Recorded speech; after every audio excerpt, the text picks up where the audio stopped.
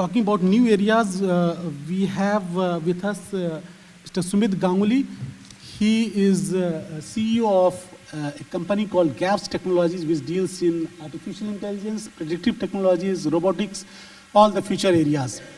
So he will speak about his own experience of building a business in the US, as well as probably I am waiting for him to give us a sign of the future.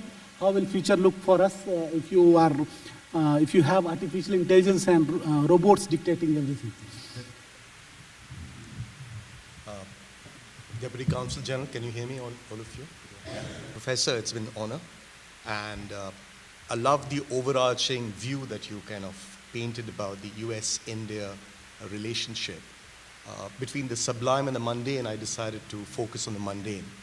And the approach being that I think some of you leaders and dignitaries have businesses in India. It's fantastic that 95% of your business is in the US. And I have, of course, known of many of you. So the approach, I decided that I've had enough battle scars for the last 25, 26 years. I was actually an emissary of some of you who came in and started an organization in America and have been promoting really India to the world and the US. And I thought it'd be lovely if I could, or maybe relevant, if I could share some of my experiences and from that glean some next steps that I was thinking we could do for Indian Chamber of Commerce. So that's the approach that I've really adopted. So I'll really talk on in things in the weeds. So I actually came here to the US a few years ago. And it's interesting that Mr. G.D. Birla was one of the founder directors. So I actually represented the C.K. Birla Group. And I started their software company in America absolutely from scratch. We created a company called Birla Information Technology. Then I pursued a joint venture with GE, and we became Birla Soft. And it's interesting that Birla Soft has done a reverse merger with KPIT, is kind of a $400 million company. I was then with a bank called Taib Bank out of Bahrain, and we did some roll-ups. And one of the companies that we acquired was Nico Infotech. We then merged with Hinditron, and we actually created a fairly large development center out in Kolkata. I was with iGate running their M&A and strat consulting, and again ran with GE extensively, and iGate just got acquired by Capgemini for $4 billion.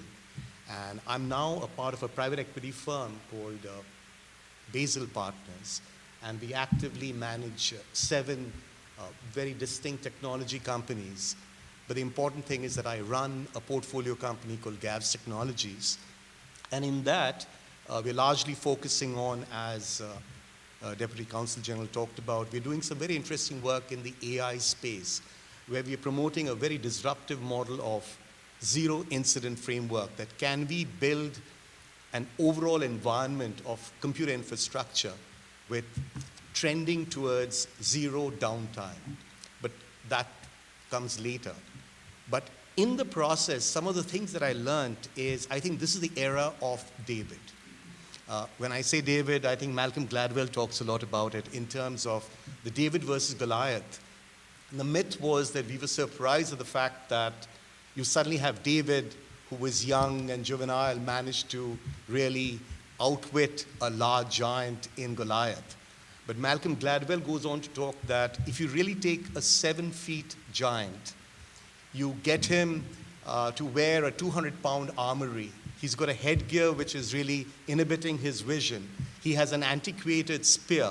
And then against him, you have this David who is young, agile, he is nimble, he has a much more interesting weapon in a catapult. It's not by chance that David will outlast Goliath. So I genuinely think this is the time of the David. And I think what India represents is a country full of Davids.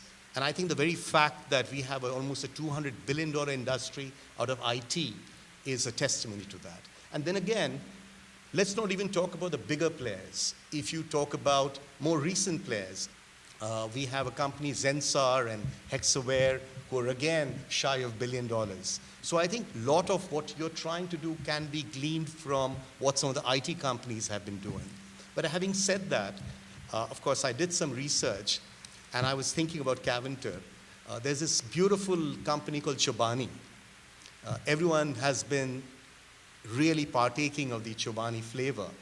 But the backstory being that Hamidi Ukalaya was a Kurdish refugee from Turkey, comes to America to learn English, decides to import feta cheese, and then has this audacious dream to go and buy one of the Kraft dairy farms in north of New York, and then comes up with this whole Greek yogurt, which is really strained yogurt, and today is one of the largest yogurt company.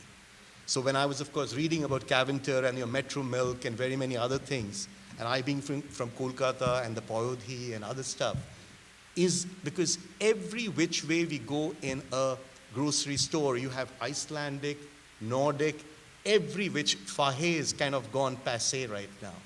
So those are some of the things that I think if we can really promote the David concept of being entrepreneurial with a lot of chutzpah, I think there's something could be said about it.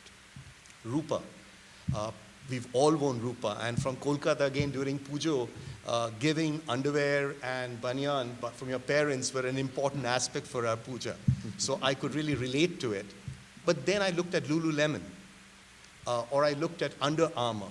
This was clearly a market which was absolutely with Adidas, Nike, Reebok going down.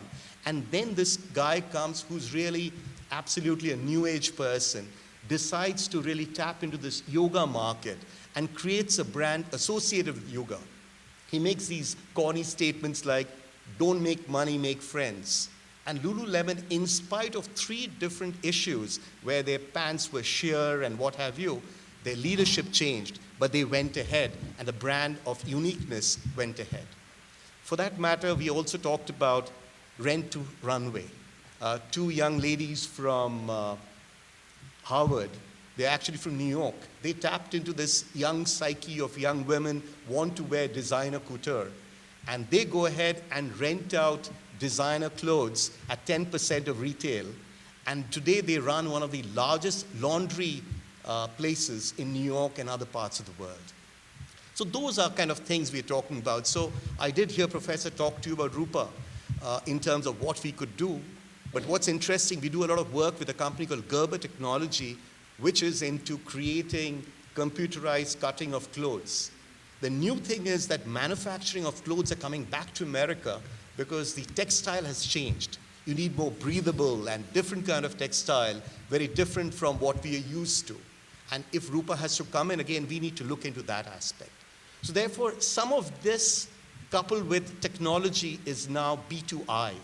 It's not B2B, business to business, it's not B2C, it's B2I. We can actually profile Rudro as a person, your taste, and everything that stands, and we can directly attack him. And I think those are some of the stuff that we can look at. And those were what I was actually focusing on while I was trying to think of what you're doing here. So technology is absolutely there. And the other country that I'm obsessed on is Israel.